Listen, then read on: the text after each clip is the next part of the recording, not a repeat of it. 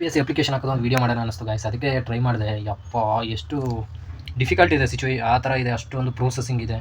10th P ಯುದು ಡಿಗ್ರಿದು marks cards ಎಲ್ಲ ಅಪ್ಲೋಡ್ ಮಾಡೋದು, photo signature, live photo capture, photo ಅರ್ಜ್ ಮಾಡೋದು, ಆಮೇಲೆ ನಿಮ್ಮದು ಕಾನ್ವೊಕೇಷನ್ ಇರುತ್ತಲ್ಲ ಅದು ಹಾಕಬೇಕು, ಸರ್ಟಿಫಿಕೇಟು, ಡೀಟೇಲ್ಸು, ನಿಮ್ಮ ಫಾದರ್ ಅಕ್ಯುಪೇಷನು, ಮದರ್ ಅಕ್ಯುಪೇಷನ್, ಅವ್ರು ಏನು ಮಾಡ್ತಾಯಿದ್ದಾರೆ, ನಿಮ್ಗೆ ಹೆಂಗೆ ನ್ಯೂಸ್ ಗೊತ್ತಾಯಿತು, ಇದನ್ನೆಲ್ಲ ಫಿಲ್ ಮಾಡೋರ್ಗೆ ಅಷ್ಟೇ ಫುಲ್ ಸುಸ್ತಾಗುತ್ತೆ. ಅವರ್ಸ್ ಗಟ್ಟಲೆ ಬೇಕು ಅಪ್ಲಿಕೇಶನ್ ಫಿಲ್ ಮಾಡೋದಕ್ಕೆ. ಅಂತೂ ಸಕ್ಸಸ್ಫುಲಿ ಅಪ್ಲಿಕೇಶನ್ ಹಾಕಾಗಿದೆ. 24ನೇ ತಾರೀಕಿದೆ ಗೈಸ್. ತುಂಬ ಜನಕ್ಕೆ ಅಪ್ಲೈ ಮಾಡೋದು ಹೆಂಗೆ ಅಂತ ಗೊತ್ತಿರಲ್ಲ, ಕಾಲ್ಫಾರ್ಮ್ ಆಗಿರೋದೇ ಗೊತ್ತಿರಲ್ಲ. ಅಂಥವ್ರಿಗೆ ಯೂಸ್ ಆಗಲಿ ಅಂತ ವೀಡಿಯೋ ಮಾಡ್ತಾ ಇದ್ದೀನಿ. ನಿಮ್ಮ ಫ್ರೆಂಡ್ಸ್ ಯಾರು ಇದ್ದರೆ ಅವ್ರಿಗೆ ಇದನ್ನ ಕಲಿಸಿ ಅಟ್ಲೀಸ್ಟ್ ಫಿಲ್ ಮಾಡುವಾಗ ಈಸಿ ಆಗುತ್ತೆ. ನೆಕ್ಸ್ಟ್ ಟೈಮ್ ಯಾವ ಥರ ಮಾಡಬೇಕು ಅಂತ. ಈಗ ಡಿಗ್ರಿ ಇರ್ತಲ್ಲ ಆ ಸ್ಟೂಡೆಂಟ್ಸು ನೆಕ್ಸ್ಟ್ ಏನಾದ್ರು UPSC ಬರೀಬೇಕು ಅಂತಿದ್ರೆ ಅಪ್ಲಿಕೇಶನ್ ಫಿಲ್ ಮಾಡೋದು ಯಾವ ಥರ ಅಂತ ನೋಡ್ಕೊಳ್ತಾರೆ, ಅವ್ರಿಗೂ ಗೊತ್ತಾಗುತ್ತೆ. ಸೊ ಇದನ್ನು ಅವ್ರಿಗೆ ಕಳಿಸಿ. ಇದನ್ನು ಮುಂದ್ಗಡೆ ಇರುತ್ತೆ ಅದ್ರ ವೀಡಿಯೋ, ಅಪ್ಲಿಕೇಶನ್ ಯಾವ ಥರ ಹಾಕೋದು ಅಂತ ಕಂಪ್ಲೀಟಾಗಿ. ಇಮೇಲ್ ವೆರಿಫೈ ಆದಮೇಲೆ ಮೊಬೈಲ್ ನಂಬರ್ ಹಾಕಿ ಎಂಟ್ರಿ ಮಾಡಿ OTP ಬರುತ್ತೆ, ಅದನ್ನು ಎಂಟ್ರಿ ಮಾಡಬೇಕಾಗಿರುತ್ತೆ. ಫಸ್ಟ್ ಜಿಮೇಲು, ಆಮೇಲೆ ನಿಮ್ಮದು ಮೊಬೈಲ್ ನಂಬರು, ಆಮೇಲೆ ಪಾಸ್ವರ್ಡ್ ಹಾಕಬೇಕಾಗಿರುತ್ತೆ. ಸೊ ಮೊಬೈಲ್ ನಂಬರ್ ವ್ಯಾಲಿಡ್ ಅಂತ ಬರುತ್ತೆ. ನೆಕ್ಸ್ಟ್ ಕೊಡೋಣ. ಸೊ ನೆಕ್ಸ್ಟು ಇಲ್ಲಿ ಪಾಸ್ವರ್ಡ್ ಕೇಳುತ್ತೆ ಗೈಸ್. ಜಿಮೇಲ್ ಆದಮೇಲೆ ಮೊಬೈಲ್ ನಂಬರು OTP ಬರುತ್ತೆ, ಅಲ್ಲಿ ಹೋದ ಎಂಟ್ರಿ ಮಾಡಿದ್ಮೇಲೆ ಪಾಸ್ವರ್ಡ್ ಹಾಕಬೇಕಾಗಿರುತ್ತೆ. ಪಾಸ್ವರ್ಡ್ ರೀಸೆಟ್ ಮಾಡ್ಕೊಳ್ಳಿ ಗಾಯ್ಸ್. ಒಂದ್ಸಲ ಮೊಬೈಲ್ ನಂಬರ್ ಹಾಕಿ OTP ಬರುತ್ತೆ, ಅದು ಹಾಕಬೇಕಾಗಿರುತ್ತೆ. ಮತ್ತು ಜಿಮೇಲ್ ಯಾವ್ದು ಕೊಡ್ತೀರಾ ಅದ್ರದ್ದು OTP ಬರುತ್ತೆ, ಅದನ್ನು ಎಂಟ್ರಿ ಮಾಡಬೇಕಾಗಿರುತ್ತೆ. ಮತ್ತು alternative mobile number, WhatsApp mobile number ಕೊಡಬೇಕಾಗುತ್ತೆ, ಆಲ್ಟರ್ನೇಟಿವ್ ಜಿಮೇಲ್ ಕೊಡಬೇಕಾಗುತ್ತೆ. ಇದನ್ನೆಲ್ಲ ಕೊಟ್ಬಿಟ್ಟು ನೆಕ್ಸ್ಟ್ ಲಾಗಿನ್ ಆದರೆ ಆಮೇಲೆ ಗಾಯ್ಸ್ ಅಪ್ಲಿಕೇಶನ್ ಓಪನ್ ಆಗುವಂಥದ್ದು. PDF ಇರುತ್ತೆ. ನೀವು Indian economic service examination, Indian statistical, civil service ಯಾವ್ದು ಬೇಕು ಅಂತ ಚೂಸ್ ಮಾಡ್ಕೋಬೋದು. PDF ಡೌನ್ಲೋಡ್ ಮಾಡ್ಕೊಂಡು ನೋಡಿ ಎಷ್ಟಿದೆ ಅಂತ. ಗೈಸ್ ಫಸ್ಟ್ ಟೈಮ್ ಹಾಕೋರಿಗೆ ಒಂದು ಕಿವಿ ಮಾತು ಏನು ಅಂದರೆ, ಒಂದ್ಸಲ ನೋಟಿಫಿಕೇಶನ್ ಇರುತ್ತಲ್ಲ, ಇಂಗ್ಲೀಷ್ ಹಿಂದಿ ಎರಡರಲ್ಲಿದೆ. ಇಂಗ್ಲೀಷ್ದು ಡೌನ್ಲೋಡ್ ಮಾಡ್ಕೊ ಕಂಪ್ಲೀಟಾಗಿ ನೋಡಿ. ಅಲ್ಲಿ ನೀವು ಯಾವ ಥರ ಏನೇನು ಸಿಲೆಬಸ್ ಇದೆ, ಯಾವ್ದು ಎಕ್ಸಾಮ್ ಸೆಂಟರ್ ಇದೆ, ಮೇನ್ಸ್ಗೆ ಏನಿದೆ ಸಿಲೆಬಸ್ಸು, ಪ್ರಿಲಿಮ್ಸ್ಗೆ ಏನಿದೆ ಅಂತ ಕಂಪ್ಲೀಟಾಗಿ ಕೊಟ್ಟಿರ್ತಾನೆ. ಅದನ್ನೆಲ್ಲ ತಿಳ್ಕೊಂಡು ಆಮೇಲೆ ಅಪ್ಲೈ ಮಾಡುವಂಥದ್ದು. ಸೊ ಫಸ್ಟು ಕಂಪ್ಲೀಟಾಗಿ ಒಂದ್ಸರಿ ನೋಟಿಫಿಕೇಶನ್ ಓದಿದ್ರೆ ಬೆಟರ್.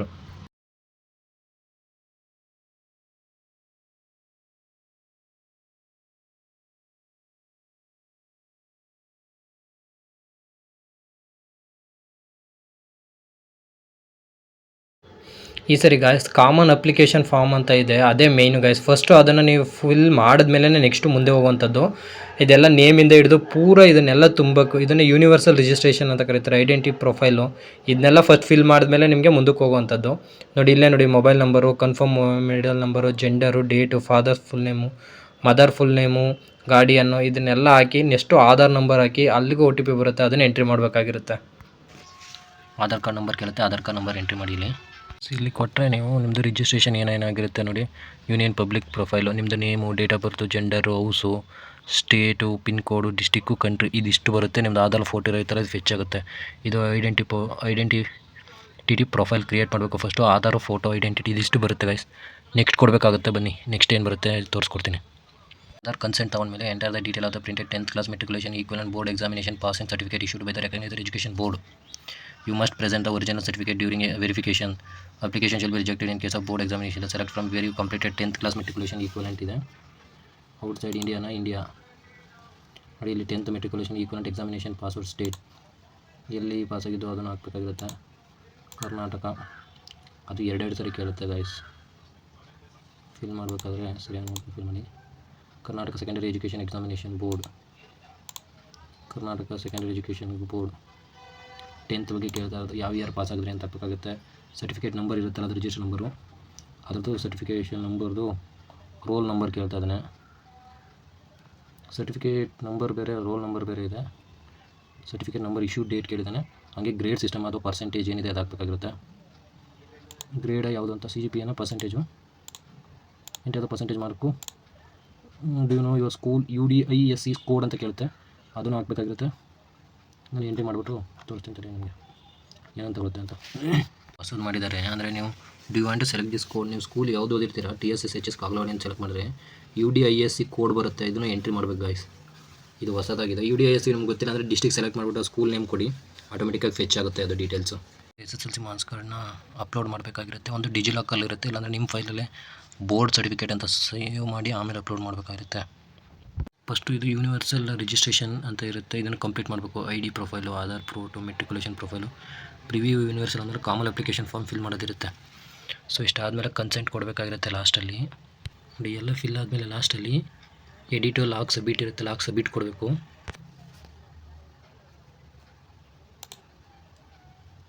ನೋಡಿ are you sure once lock the detail field so far cannot be update later ಅಂತ ಇದೆ, ಅದಕ್ಕೆ ನೋ ಕೊಟ್ಬಿಡ್ಬೇಕಾದ್ರೆ ಮತ್ತೆ ಒಂದು ಸರಿ ಕರೆಕ್ಷನ್ ಮಾಡ್ಕೊಳ್ಳಿ. ನೋಡಿ ಇಲ್ಲಿ ಲಾಕಾರೆ ಯೂನಿವರ್ಸಲ್ ರಿಜಿಸ್ಟ್ರೇಷನ್ ನಂಬರ್ ಬರುತ್ತೆ, ಅದನ್ನು URN ಅಂತ ಕರೀತೀವಿ. Data field so far cannot be update later proceed ಕೊಟ್ಟರೆ ಇವಾಗ ನಮ್ಮ ಒಂದು ರಿಜಿಸ್ಟ್ರೇಷನ್ ನಂಬರ್ ಬರುತ್ತೆ. ಸೊ ಇದು ರೀಡೈರೆಕ್ಟ್ ಆಗುತ್ತೆ.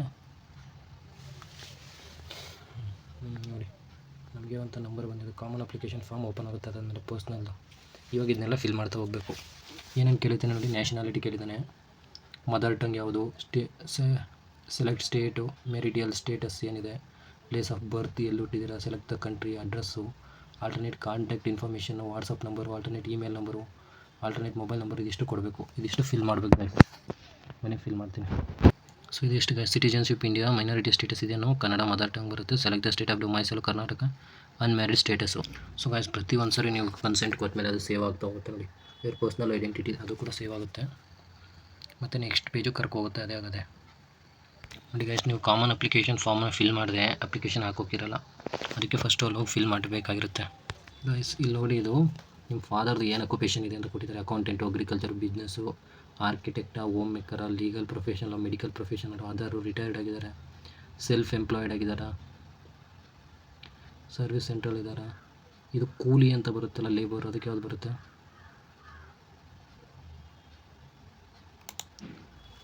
ಕೂಲಿ ಅಂತ ಸೆಲೆಕ್ಟ್ ಮಾಡ್ಕೊಳ್ಳಿ. ಪೇರೆಂಟ್ಸು ಮತ್ತು ಅವರು ಯಾವುದು ನ್ಯಾಷನಾಲಿಟಿ, ಅವ್ರ ಸ್ಟೇಟ್ ಯಾವುದು, ಅವ್ರದ್ದು ಇನ್ಕಮ್ ಎಷ್ಟಿದೆ, ಸಿಟಿಜನ್ ಆಫ್ ಇನ್ಕಮ್, ಬದುಕಿದ್ದಾರೆ, ಅವ್ರು ಏನು ಕೆಲಸ ಮಾಡ್ತಾಯಿದ್ದಾರೆ, ಅವ್ರ ಡಿಸ್ಟಿಕ್ ಯಾವುದು, ಇಷ್ಟು ಕೇಳ್ತಾರೆ ಗೈಸ್. ಇಷ್ಟನ್ನು ಎಂಟ್ರಿ ಮಾಡಬೇಕಾಗಿರುತ್ತೆ. ಇದು ಸರಿ ಇದಿರಲಿಲ್ಲ, ಇದೇ ಫಸ್ಟ್ ಟೈಮ್ ಈ ಥರ ಕೇಳಿರೋದು. ಆಮೇಲೆ ಗ್ಯಾಸ್ ಒಂದು ಕೆಟಗರಿ ಯಾವುದಂತ ಕೇಳುತ್ತೆ. ಅದು certificate number, issuing authority, office of issuing authority, designation ಏನಿದೆ ಅವ್ರದ್ದು, ಯಾವತ್ತು ಕೊಟ್ಟರು, ರಿಲಿಜನ್ ಯಾವುದಿದೆ, ಇದನ್ನು ಅಷ್ಟು ಹಾಕಬೇಕಾಗಿರುತ್ತೆ. ಕ್ಯಾಸ್ಟ್ ಸರ್ಟಿಫಿಕೇಟು ಒಂದು ಕೆಟಗರಿ ಬಂದರೆ ಆ ಕ್ಯಾಟಗರಿ ಯಾವ ಸ್ಟೇಟ್ಗೆ ನೀವು ಯಾವುದೇ ಬರ್ತಿರೋ ಕೆಟಗರಿ ಅಂತ ಅದು ಡಿವೈಡ್ ಆಗುತ್ತೆ ಗೈಸ್. ಬೇರೆ ಬೇರೆ ಸ್ಟೇಟಲ್ಲಿ ಹೆಂಗಿರುತ್ತೆ ಅದರದ್ದು ಬಗ್ಗೆ ಕೊಟ್ಟವ್ರೆ. ಸೊ ಅದನ್ನು ಫಿಲ್ ಮಾಡಬೇಕಾಗಿರುತ್ತೆ. ಆಗಲೇ SSLC ಸರ್ಟಿಫಿಕೇಟ್ ಆಯಿತು. ಈಗ ಕ್ಯಾಟಗರಿ ಸರ್ಟಿಫಿಕೇಟ್ ಆದಮೇಲೆ ನೆಕ್ಸ್ಟು ಓಕೆ ಕೊಟ್ಬಿಟ್ಟು ಕನ್ಸೈನ್ ಮುಂದೆ ಹೋಗಬೇಕಾಗಿರುತ್ತೆ. 10th ಆದಮೇಲೆ ಇದು ಪ್ಯೂರ್ ಕೇಳಿದೆ. Enter the particulars of all examination 1 by 1. Starting 12th ಆದಮೇಲೆ ನೀವು ಡಿಪ್ಲೊಮೋನ, ಈಕ್ವಲೆಂಟ್ ಎಕ್ಸಾಮಿನೇಷನ್, ಹೈಯೆಸ್ಟ್ ಕ್ವಾಲಿಫಿಕೇಷನ್ ಏನಿದೆ ಅದನ್ನು ಫಿಲ್ ಮಾಡಬೇಕಾಗಿರುತ್ತೆ. PU ಈಗ ಡಿಗ್ರಿ ಏನಾಗಿರುತ್ತೆ ಅದು ಇಂಜಿನಿಯರಿಂಗ್, ಅದು ಫಿಲ್ ಮಾಡಬೇಕಾಯ್ತು. ಎಜುಕೇಷನ್ ಡೀಟೇಲ್ಸ್ ಈಗ ಗೈಸ್. ಇದಿಷ್ಟಲ್ಲೇ ಮೇನ್ ಸ್ಟೆಪ್ಪು ಅಂದರೆ ಇದು ಗೈಸ್. ಅಂದರೆ ನೀವು ಪ್ರೀವಿಯಸ್ಸು ಯಾವ್ದಾದ್ರು ಸೆಂಟ್ರಲ್ದು, ಅದು UPSCದು ಅಥವಾ ಕಂಬೈನ್ ಡಿಫೆನ್ಸ್ದು ಎಕ್ಸಾಮ್ ಬರೆದಿದ್ದೀರಾ ಅಂತ ಕ್ವಶನ್ ಕೇಳ್ತಾನೆ. ಅದು ಬರೆದಿದ್ರೆ ಪ್ರೀವಿಯಸ್ ಅದು ರಿಜಿಸ್ಟರ್ ನಂಬರ್ ಏನಿತ್ತು ಅಂತ ಹಾಕಬೇಕಾಗಿರುತ್ತೆ. ಅದು ನೆನ್ಪಿಡೋದು ಕಷ್ಟ. ಮೊಬೈಲಲ್ಲಿ ಸೇವ್ ಇದ್ರೇ ಓಕೆ, ಇಲ್ಲ ಅಂದರೆ ಕಷ್ಟ ಆಗುತ್ತೆ ನೋಡಿ. ಏನೇನು ಯಾವ ಎಕ್ಸಾಮ್ ಬರೆದಿದ್ರಿ ಎಲ್ಲನೂ ರೋಲ್ ನಂಬರ್ ಹಾಕಬೇಕು ಇಲ್ಲಿ ಗೈಸ್. ಒಂದು ಫೋಟೋ ಅಪ್ಲೋಡ್ ಮಾಡೋದಕ್ಕೆ ಕಷ್ಟವಿಲ್ಲ ಗೈಸ್. 20 KB ಇಂದ 200 KB ಒಳಗಡೆ ಇರಬೇಕು. ಬಟ್ ಅದು ಕ್ಲಿಯರ್ ತಗೊಳ್ತಾ ಇಲ್ಲ. ಏನಕ್ಕೆ ಕೇಳ್ತೀರಾ? Your photo has been uploaded successfully, please upload your live photo ಹೇಗೆ ಟು ಪ್ರೊಸೀಡ್. ಯಪ್ಪ, ಈ ಫೋಟೋ ಒಂದೇ ದೊಡ್ಡ ತಲೆನಾಗಿದ್ದು ಗೈಸ್. ಅಪ್ಲಿಕೇಶನ್ ಎಲ್ಲ ಸಬ್ಮಿಟ್ ಆದಮೇಲೆ ಈ ಥರ ಬರ್ತೀವಿ. ಯಾವ್ದು successfully submitted the common application form CAF. You may now apply for the notified examination if eligible by following the steps. Examination ಹೋಗಿ ಅಪ್ಲೈ ಎಕ್ಸಾಮ್ಗೆ ಹೋಗ್ರೆ. If you wish to modify your update any detail in your common application form CAF, please do so carefully before applying the for the examination. Proceed for next. ಇದಿಷ್ಟು fill ಮಾಡೋದಕ್ಕೆ ದೊಡ್ಡ ಕಷ್ಟ ಆಗೋಯ್ತು guys. ನಿಮ್ಮದು 10th, PU, degree ಎಲ್ಲ ಆಗಿ photo ಎಲ್ಲ upload ಆದಮೇಲೆ ನೀವು ಅಪ್ಲೈ ಮಾಡ್ಬೋದು ಅಂತ ಬರುತ್ತೆ. ಎಲ್ಲ ಆಗಿ ನೋಡಿ ಇದು ತಗೊಳುತ್ತೆ ಆವಾಗ ಕ್ಯಾಂಡಿಡೇಟ್ದ. ಹೆವಿ ಪ್ರೊಸೀಜರ್ ಐತೆ ಈ ಸರ್ ಮಾತ್ರ. ಅಪ್ಲೈ ಮಾಡೋರು ಸ್ವಲ್ಪ ಹ್ಯಾಂಡ್ಲ್ ಅಪ್ಲೈ ಮಾಡಿ. 4 ದಿನ ಇದೆ. February 24 last date. ಇವತ್ತು 20 ಇದೆ ಗೈಸ್. ಲಾಸ್ಟಲ್ಲಿ ನೀವು ಅಪ್ಲಿಕೇಶನ್ ಹಾಕ್ಬೇಕಾದ್ರೆ ಹಿಂದೆ ಹಾಕಿರ್ತೀರಲ್ಲ ಅದೆಲ್ಲ ಪ್ರತಿಯೊಂದು VO ಅಂತ ಬರುತ್ತೆ. VO ಎಡಿಟ್ ಅಂತ ಇರುತ್ತೆ ನೋಡಿ. ನಿಮ್ಮದು ಎಲ್ಲ ಡೀಟೇಲ್ಸು ಸರಿಯಾಗಿದ್ದರೆ ಎಲ್ಲನೂ ನೋಡಾದಮೇಲೆ ನೋಡಿ VWOOD ಅಂತ ಬರಬೇಕು. ಆಮೇಲೆ ಅಪ್ಲಿಕೇಶನ್ ತಗೊಳ್ಳುವಂಥದ್ದು VWOOD ಅಂತ ಬರಬೇಕು. ಎಲ್ಲನೂ ಶೋ ಮಾಡ್ಕೋಬೇಕು. ಪ್ರೊಸೀಜರ್ ಮಾತ್ರ ಹೆವಿ ಐತೆ. ಲಾಸ್ಟ್ ಮಿನಿಟ್ ಹಾಕೋರಂತೂ ಕಷ್ಟ ಆಗುತ್ತೆ. ಇವಾಗಲೇ ಹಾಕೊಂಡು ಗೈಸ್. ನೀವು ಅಪ್ಲೈ ಮಾಡೋಕ್ಕೋದ್ರೆ ಈ ಥರ ಬರುತ್ತೆ ನೋಡಿ. Are you sure you want to lock your common application form CAF ಅಂತ. Once you lock common application form, any changes made to your universal registration number is one time you are an edit will not appear in this form ಅಂತ ಬರ್ತಾರೆ. Agree ಕೊಟ್ಟು proceed ಕೊಡಬೇಕು.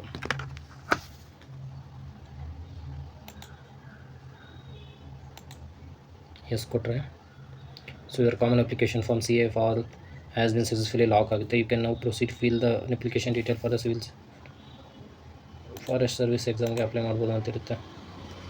Next ಇಲ್ಲಿ apply ಮಾಡೋದಿರುತ್ತೆ guys common ಆದಮೇಲೆ.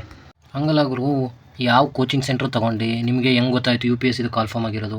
ಇದೆಲ್ಲ unnecessary ಅಲ್ವಾ? ಏನಕ್ಕೆ ಬೇಕಿತ್ತು ಇದೆಲ್ಲ ಇನ್ಫಾರ್ಮೇಷನು? ಈ ಕೋಚಿಂಗ್ ಎಲ್ಲಿ ತೊಗೊಂಡಿದ್ದೀರಾ? ಪ್ರಿಲಿಮ್ಸ್ಗೆ, ಮೇನ್ಸ್ಗೆ ಎಲ್ಲಿ ತೊಗೊಂಡಿದ್ದೀರಾ? ಪರ್ಸ್ನಾಲಿಟಿ ಟೆಸ್ಟ್ಗೆ ತೊಗೊಂಡಿದ್ದೀರಾ? ಇದನ್ನೆಲ್ಲ ಏನು ಮಾಡ್ತಾರೆ? ಕೋಚಿಂಗಿಂದ ಪಾಸ್ ಆಗೋಕ್ಕಾಗುತ್ತೆ ಅಂತ ಎಲ್ಲ ತಿಳ್ಕೊಳ್ಬೇಕು ಅಂತಾನೆ ಇವರು. ಅಯ್ಯೋ ಕತೆ. After so many hours of struggle application ಈಗ ತಗೊಳ್ತಾವೆ. ಯಪ್ಪ ಎಷ್ಟು ಡಿಫಿಕಲ್ಟ್ ಆಯ್ತಾರೆ ಅಪ್ಲಿಕೇಶನ್ ಹಾಕೋದು. ಮೊದಲು ಈಸಿಯಾಗಿ ಅಪ್ಲಿಕೇಶನ್ ಹಾಕ್ಬಿಡ್ತಿದ್ರು. ಈಗ ಅಪ್ಲಿಕೇಶನ್ ಯಾರು ಸ್ವಲ್ಪ ಅದು ಕೂತ್ಕೊ ಟೈಮ್ ತೊಗೊಂಡು ಹಾಕ್ತಾರೆ ಅವರು, ಸುಮ್ಮನೆ ಯಾರು ಸಿಂಪಲ್ ಆಗಿರೋರು ಹಾಕೋಕ್ಕೆ ಹೋಗಲ್ಲ ಈ ಥರ ಆದರೆ.